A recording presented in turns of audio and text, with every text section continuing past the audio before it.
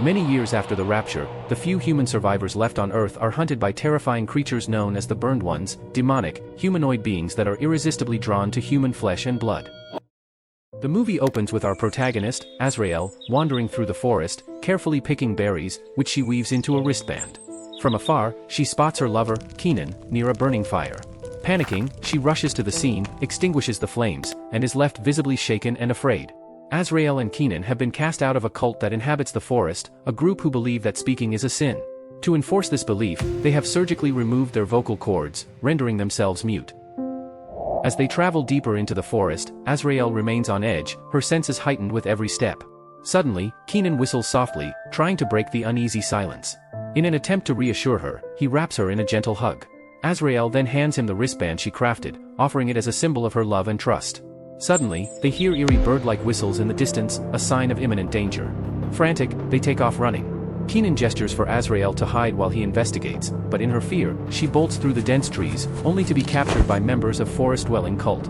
As the cult drags her away, she catches a glimpse of Kenan. He, too, has been captured. They force her into the trunk of a car and drive off down an isolated road, surrounded by the vast forest. Another vehicle follows close behind, carrying Kenan. It is soon revealed that Josephine, one of the cult's leaders, orchestrated the capture and separation of Azrael and Kenan with the help of her loyal henchmen. Azrael is forcibly restrained, tied to a wooden chair by the henchmen as Josephine and other cult members prepare to sacrifice her to the Burned Ones. As part of the ritual, Josephine approaches and cuts a deep wound into Azrael's leg. Despite the excruciating pain, Azrael remains silent, refusing to cry out. Suddenly, the forest around them begins to stir violently as if swept by a powerful wind. The hanging tin cans and bottles, strung up as warnings, begin to clatter and crack, signaling the arrival of the demonic Burned Ones. Josephine and her followers, desperate to attract the creatures, start gasping and making loud noises to lure the demons toward the bloodied Azrael.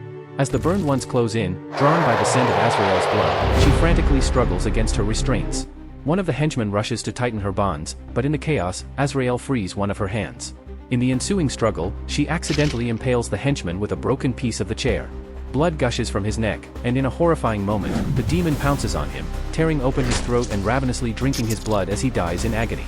While the other cultists continue their ritualistic gasping, offering human sacrifices, Azrael seizes the chance. With the demon distracted, she quickly frees herself from the remaining chains and bolts into the forest, narrowly escaping with her life. In the following scene, Azrael discovers tire tracks on the ground and begins to follow them, hoping they will lead her to Kenan. The tracks guide her to a fenced encampment belonging to the cults. With great caution, she infiltrates the fence and silently scouts the area.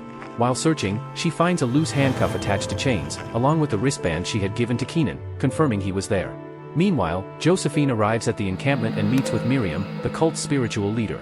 Miriam believes she can interpret God's will through the wind, and listens to it through a hole in the wall of a crumbling church.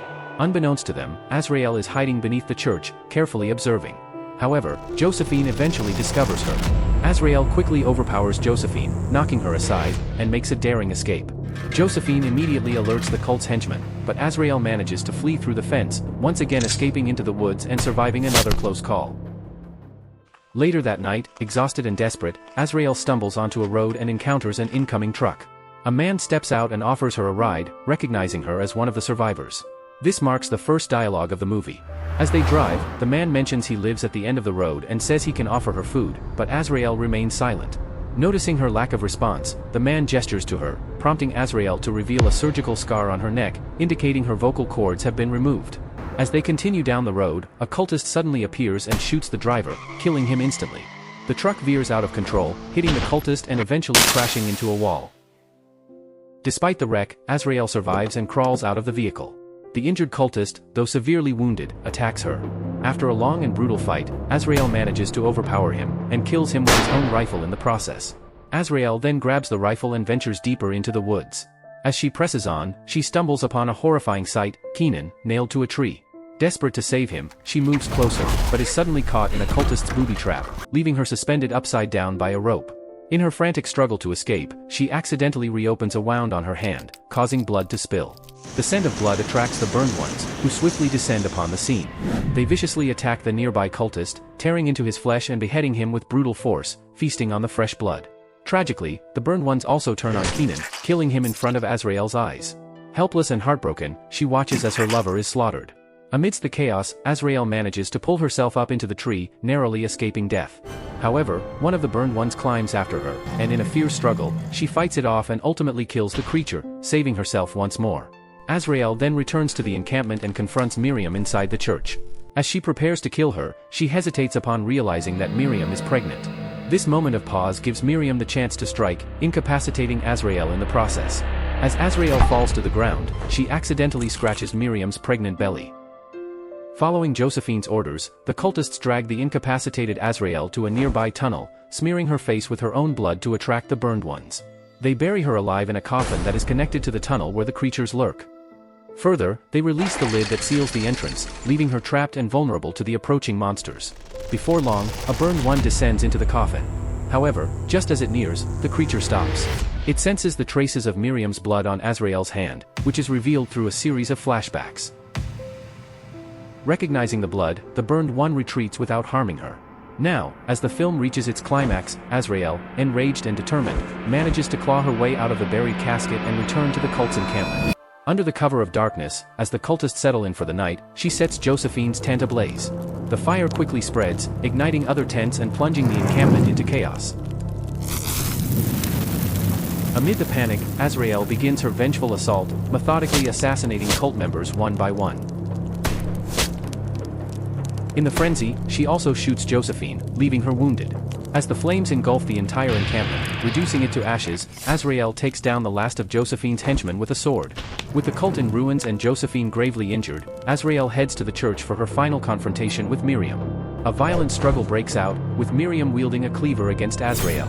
Amid the chaos, Azrael gains the upper hand and bites into Miriam's neck, severely wounding her. Suddenly, Miriam goes into labor. As Josephine, injured but still alive, rushes to her aid, she attempts to attack Azrael once more. However, distracted by Miriam's labor, Josephine is vulnerable, and Azrael seizes the moment, slamming her to the ground. In a desperate fight for survival, Azrael drives the cleaver into Josephine's neck, fatally wounding her, just as the newborn's cries fill the air. In a state of terror, Miriam crawls away from the bed, recoiling in horror at the sight of her newborn. Overcome with fear, she slits her own throat, her blood spilling onto the hole in the church wall. As the wind howls violently through the opening, it signals the imminent arrival of the burned ones. Azrael, moving deliberately, approaches the newborn and lifts it into her arms, revealing that the infant is a goat-like creature, a sinister embodiment of Antichrist. As the burned ones pour into the church, they begin to wail in unison, while Azrael stands silently, cradling Miriam's monstrous offspring.